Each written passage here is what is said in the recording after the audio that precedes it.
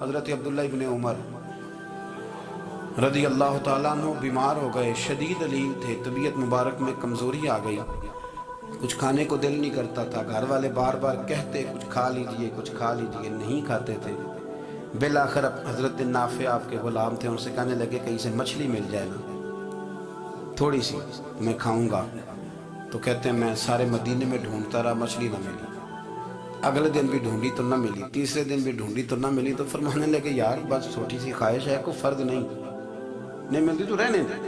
کہتے ہیں چوتھے دن مچھلی مل گئی، میں 1.5 دینار کی مچھلی لایا، لا کے حضرت عبداللہ ابن عمر رضی اللہ تعالیٰ عنہ کے سامنے جو مچھلی رکھی تو آپ نے لقمہ روٹی کا توڑا تھا، مچھلی کو لگانے لگے کہ دروازے پہ فقیر نے آ کے آواز دی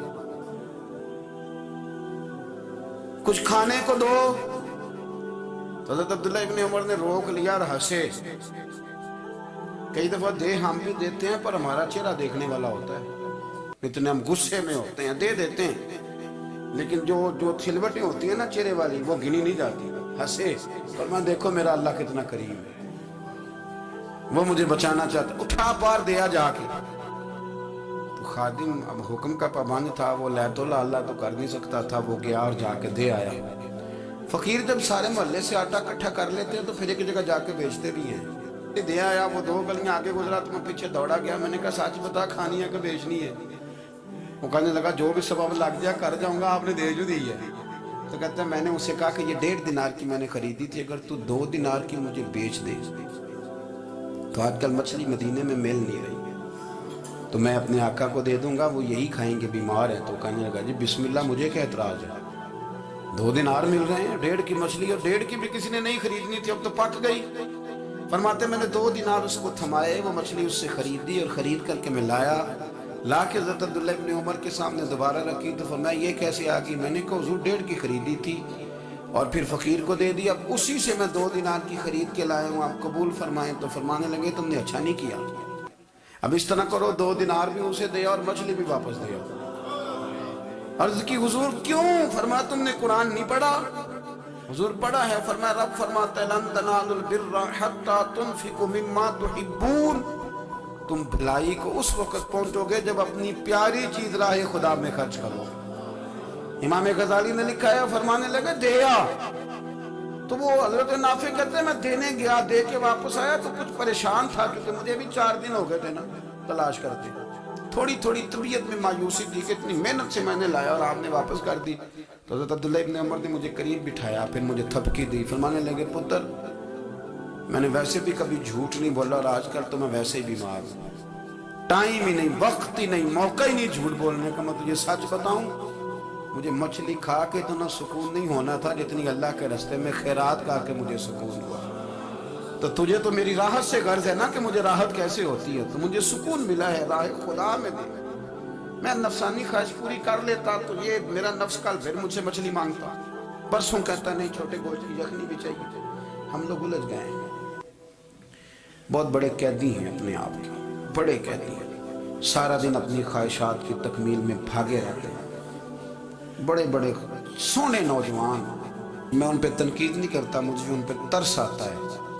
جب میں رات کے اندھیروں میں انہیں ٹیلی فون لے کے چوکوں میں کھڑے دیکھتا ہوں تو مجھے رحم آتا ہے، میں کہتا ہوں دیکھو نفس کی خواہش کے پیچھے یہ کیا مثلاً آخر کیا ہے اس میں، ایک عورت کے پیچھے تباہ کر لیا اپنے آپ، یعنی زیادہ سے یہ کوئی مقصود ہے، یہ کوئی مقصد حیات ہے جس کو مقصد بنا لیا۔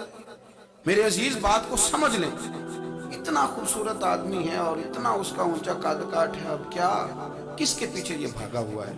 بڑا سمجھدار، دانشور، عقل مند آدمی، ذی روح بندہ، لیکن اس کا سٹیٹس آپ یہ ملاحظہ کریں کہ وہ 20-40 ہزار کی خاطر جھوٹ بولتا ہے، دھوکہ دیتا ہے، فریب اور فراڈ کرتا ہے۔ ہم اپنی نفسانی خواہشات کے پیچھے اس طرح بھاگتے ہیں کہ ہم اصل سے رہ جاتے ہیں۔ میری باتوں کی سمجھ آ رہی ہے آپ حضرات؟ تھوڑا تھوڑا کر کے، ایک ایک کر کے ان کی باتیں کم مانیں۔ ضروری تو نہیں نا کہ سویرے ناشتہ بازار سے اپنی مرضی کا تگڑا کیا، بازار سے لا پوڑیاں چنے بہترین کھائے، اور پوڑیاں چنے ابھی کھائے نہیں، شاپر میں ڈالے ہوئے ہیں، اور وہ لے کے ابھی آ رہا ہے تو ساتھ ہی راستے سے گوشت بھی چھوٹا اچھا لگا تو 2 کلو وہ بھی لے آئے کہ پوریاں چنے کھاؤں گا اور دوپہر کے لیے گوشت پکاؤں گا۔ وہ پہلے یہ تو کھا لے صاحب، اس سے تو نجات پا لے۔ یہ پتہ نہیں ہضم ہوتا ہے کہ کچھ اور کرتا ہے تیرے ساتھ، لیکن وہ گوشت بھی ساتھ لے آیا۔ یعنی ٹیبل پہ، ناشتے کے ٹیبل پہ بیٹھ کے فیصلہ ہو رہا ہوتا ہے کہ ہم نے کیا کھانا ہے، ہم نے کدھر جانا ہے۔ سنگیو یاد رکھو، باتوں کو سمجھو اور غور کرو۔ یہ تھوڑا تھوڑا کر کے جب ہم چھٹکارا حاصل کرنے کی کوشش کریں گے نا، چھٹکارا حاصل کرنے کی، کئی جگہ سے، کسی جگہ سے اگر آپ کو تنبیہ ہوتی ہے نا، تنبیہ، اس میں بھی بڑا مزہ آتا ہے۔ اس میں بڑا، ہمارے ایک بزرگ تھے تو ایک دن نہ میں گیا تو کہنے لگے الحمدللہ آج میں بڑے سکون میں ہوں۔ میں نے کہا جی وہ کیا ہوا؟ کہنے لگے میں اپنے آپ کو بڑا پیر صاحب سمجھنے لگ گیا تھا۔ تو ایک وابڈا کے کسی آدمی سے کام تھا تو میرے ایک دوست نے مجھے کہا ہے کہ پیر صاحب اس کو ٹیلی فون کر دیں، سنا ہے آپ کا عقیدت مند ہے۔ میں نے اس بندے کو ٹیلی فون کیا تو کہتا پیر صاحب میں عزت آپ کی بڑی کرتا ہوں پر یہ کام نہیں ہو سکتا۔ کہتے ہیں جب اس نے مجھے کہا نا تو کچھ بھی نہیں تو مجھے بڑا مزہ آیا، ورنہ میرا تو نفس پھول گیا تھا۔ میں تو سمجھتا تھا کہ جو میں کہتا ہوں ویسے ہی ہو جاتا ہے۔ کہتے اس نے تھوڑا سا نا مجھے لیول میں کیا ہے، مجھے مزہ آیا۔ یہ لوگ نا اپنے پر بوجھ ڈالتے تھے، یہ تھوڑا تھوڑا پیچھے ہٹتے تھے، یہ سمجھتے تھے کہ اس طرح تو ہماری تکمیل رہ جائے گی۔ صبح سے شام تک اگر اسی نفس کی باتیں مانتے جائیں گے تو خرابی کرے گا۔ دولت کا نشہ ہے بھائی، دولت کٹھی کرنے والا کسی جگہ سیر نہیں ہوتا۔ حسن کا نشہ ہے، حسن کا نشہ ہے۔ حضرت ابوبکر شبلی رحمت اللہ علیہ فرمایا کرتے تھے جو تیری بیٹی کو خوبصورت سمجھ کے اس کے ساتھ نکاح کرنے تھے اسے بیٹی نہ دینا۔ حضرت جی کیوں؟ فرمایا حسن تو تھوڑے دن کے بعد ختم ہو جائے گا، پھر وہ اس کی قدر نہیں کرے گا، وہ تو کہیں اور منہ مارتا پھرے گا۔ حضرت ابوبکر شبلی رحمت اللہ تعالیٰ علیہ کی بیٹی خوبصورت تھی، ایک نوجوان کہنے لگا میرا نکاح کر دیں۔ آپ فرمانے لگے پتر تو 1 مہینے کے بعد آنا کر دوں گا، بڑی موٹی تازی خوبصورت صاحبزادی۔ تو حضرت نے اسے دوائی کھلائی، اسے پخانے لگ گیا، جو پخانہ کرتی ایک مٹکے میں سنبھال دیتے۔ تھوڑا وقت گزرا تو وہ ہڈیوں کا پنجر بن گئی، مہینے بھر میں دست اتنے آئے کہ کمزور ہو گئی۔ تو ابوبکر شبلی 1 مہینے کے بعد نوجوان کو بلایا، فرمایا ادھر آ تیرا نکاح کروں۔ بچی دکھائی تو وہ کمزور بستر پہ پڑی، فرمایا شادی کر۔ کہنے لگا اس سے نہیں میں نے کرنی۔ فرمایا یہ وہی ہے؟ کہنے لگا جی نہیں۔ فرمایا تو کہتا تھا مجھے عشق ہے، کدھر گیا تیرا عشق؟ کہنے لگا حضرت صاحب آپ کیسی بات کر رہے ہیں؟ فرمایا ادھر آ۔ پھر وہ مٹکا جس میں گند رکھا تھا وہاں لے گئے، فرمانے لگے تیرا اس کے ساتھ عشق تھا، یہ ہے تیرا عشق۔ فرمایا تو میں 4 دن روٹی کھلاؤں گا پھر تندرست ہو جائے گی، لیکن میں دیکھنا چاہتا تھا کہ تو میری بیٹی سے پیار کرتا ہے یا اس کے چہرے پہ آنے والی کچھ وقت کے لیے سرخی سے پیار کرتا ہے، اس لالی سے پیار کرتا ہے جو جوانی کے وقت بچوں اور بچیوں پہ آتی ہے۔ کس چیز کے دل دادا؟ یعنی کیا مطلب؟ نفس کی غلامی، سراسر غلامی، اور پلٹ پلٹ کے اور بڑے بڑے سیانے بندے چھوٹی سی خواہش کے، بڑا سمجھدار آدمی، بڑا سیانا بندہ۔ میں ایک بڑے بزرگ عالم تھے، میں ایک دفعہ ملنے گیا تو پائے پکا رہے تھے، خود پائے پکا رہے تھے۔ تو وہ بڑے پیار کی بات ہوتی ہے نا، تو تامت باندھی ہوئی اور بڑی جناب خستہ حالی، اور وہ پائے پکا رہے ہیں۔ تو میں نے ان سے کہا، میں نے کہا حضرت جی پائے تو کسی اور نے بھی پکا لینے تھے، آپ بخاری لے کے بیٹھتے، چلو میری طرح کوئی بندہ آپ سے استفادہ بھی کر لیتا۔ اب پائے آپ لائیں گے، پھر پکائیں گے، پھر آپ کھائیں گے، تو یہ تو 24 گھنٹے آپ کسی کام میں گزر جائیں گے۔ تو یہ ایک چھوٹی سی خواہش کے، میں کسی چیز کو حرام نہیں کہہ رہا، قرآن پاک کی جو آیت پڑھی ہے صرف اس کی تفسیر آپ کے سامنے عرض کر رہا ہوں۔ ہماری خواہشات ماں پالتی ہے، آپ کو نہیں پتا کتنے دکھ سہتی ہے۔ میں ان ماؤں کو جانتا ہوں جو بیٹے کے حصوں کی مار بھی اس کے ابے سے کھاتی ہیں، مار کھاتی ہیں۔ ایک خاتون ہے، کان سے سنتا نہیں، میرے پاس ایک دفعہ آئی، کہنے لگی 60 لگ گئی سی، کوئی دعا کر دے، کیا کو وظیفہ پر ڈاکٹر کہتے ہیں ٹھیک نہیں ہو سکتے۔ میں نے کہا باجی صحیح بتاؤ مسئلہ کیا ہے؟ کہنے نہیں کچھ بھی نہیں، مسئلہ کیا ہونا ہے، پتر غلط نکل آیا ہے، اس کا باپ روز مارتا ہے، میں آ بھی گئی ہوں تو اس نے ایک تھپڑ میرے کان پہ مار دیا، پردہ پھٹ گیا۔ مائیں مار کھاتی ہیں، لیکن وہ پتر جس کو بڑی محنت سے پالا ہے وہ جوان ہوتا ہے تو اماں سے کہتا ہے تجھے چھوڑ دینا ہے، پر جس لڑکی سے میرا ٹیلی فون پہ رابطہ ہے اسے نہیں میں نے چھوڑا، وہ نہیں چھوڑ سکتی، ہر شے کچل جاتا ہے وہ۔ اماں کبھی بلیٹ کے رات کو سوچتی ہے کہ یہ تو میری کل کمائی تھی، میں تو آج بھی اس قصے کے تھپڑ اپنی گالوں پہ برداشت کر رہی ہوں، تو یہ کدھر گیا؟ اردشیر نام کا بادشاہ تھا، حضرت محدث ابن الجوزی آج سے کچھ 700 سال پہلے لکھتے ہیں۔ اردشیر بادشاہ بڑا خوبصورت تھا، جوان تھا، بڑا عقل مند تھا۔ اس نے اس طرح کی قریب کی ساری ریاستوں پہ قبضہ کر لیا۔ بڑا عقل مند زیرک تھا، قبضہ ہو گیا۔ ایک بادشاہ بڑا سخت تھا، اس کے ساتھ جب پنجہ آزمائی ہوئی تو اردشیر کہتا ہے اس پہ میرا قبضہ نہیں ہو رہا تھا، اور جب ہم نے ساری ریاستوں نے مل کے اس پر حملہ کیا تو ایک قلعے کے اندر قلعہ بند ہو گیا۔ اردشیر بڑا خوبصورت آدمی تھا، بڑا سمجھدار تھا، تو وہ بادشاہ قلعہ بند ہو گیا، اس نے کہا نکلنا ہی نہیں۔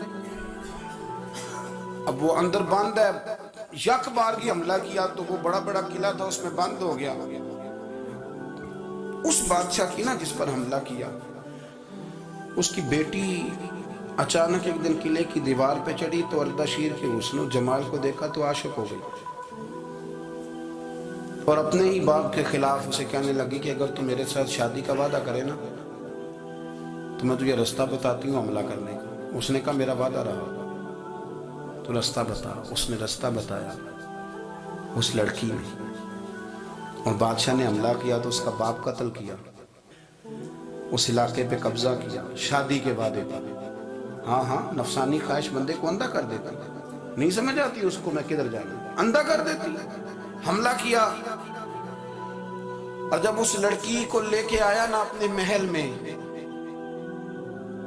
تو پہلے دن شادی کی پہلی رات تھی، تو بستر بچھایا کنیز نے، تو وہ کبھی کروٹ ادھر بدلتی کبھی ادھر بدلتی، تو بادشاہ کہنے لگا کیا ہے؟ کہنے لگی بستر میں کچھ ہے، مجھے تکلیف دے رہی۔ اس نے چراغ جلائے، اور جب بستر اٹھایا تو ایک اتنا سا دھاگا نکلا۔ دھاگے سے عموماً تکلیف نہیں ہوتی، تو اس نے کہا تو اتنی نرم و نازک ہے کہ دھاگا؟ کہنے لگی میرا باپ نا میرے ساتھ اتنا پیار کرتا تھا کہ روز میرا بستر بھی خود بچھاتا تھا، اور اس نے آلہ رکھا ہوا تھا، وہ ناپتا تھا کہ کوئی پایا اونچا نیچا تو نہیں، میری بیٹی کا بیلنس سوتے وقت خراب نہ ہو جائے، اور میرے لیے گوشت اور کپڑے بھی خود پسند کر کے لاتا تھا، کھانے پینے کا خود خیال کرتا تھا۔ اردشیر کہنے لگا اچھا وہ اتنا پیار کرتا تھا، اور پھر تو نے اس کے ساتھ کیا کیا؟ کہنے لگا بلاؤ کنیزوں کو بلایا، فرمایا اس کو اٹھاؤ اور جلاد کے پاس لے جاؤ، اسے کہو کہ اس کے بال ایک گھوڑے کے ساتھ باندھے، پیر دوسرے گھوڑے کے ساتھ باندھے، اور ایک گھوڑا ادھر بھگا دے، کدھر بھگا دے، یہ جس کے باپ نے اتنا پیار کیا، یہ نفس کی اتنی غلام ہے کہ اس کی وفادار نہیں رہی تو میری وفادار کیسے بنے؟ اس نے اتنے نازوں سے پالا کہ دھاگا اسے برداشت نہیں۔ او یارو یاد رکھو، اگر نفس کی غلامی کرو، بڑے وفاداروں کو چھوڑ کے غلامی کرو، تو پھر کہو وفادار مل جائیں۔ کوئی بول لڑا نہ بول بیٹھی، ہوں دے خسم ناراض بڑ بولیاں دے، کہاں سر کھائے تے بلبل ٹھنڈ پائے۔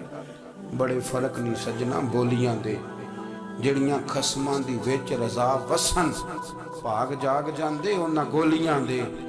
آپ ادلیاں نو سردار پین تکے، تے شرما والیاں نو جھوٹے ڈولیاں دے۔ اپنے نفس کے پیچھے چلو گے تو یہ تباہی ہے۔ جب ہم نے کسی سے وفا نہیں کی تو یہ کیا امید ہوئی کہ دنیا ہم سے وفا کرے گی؟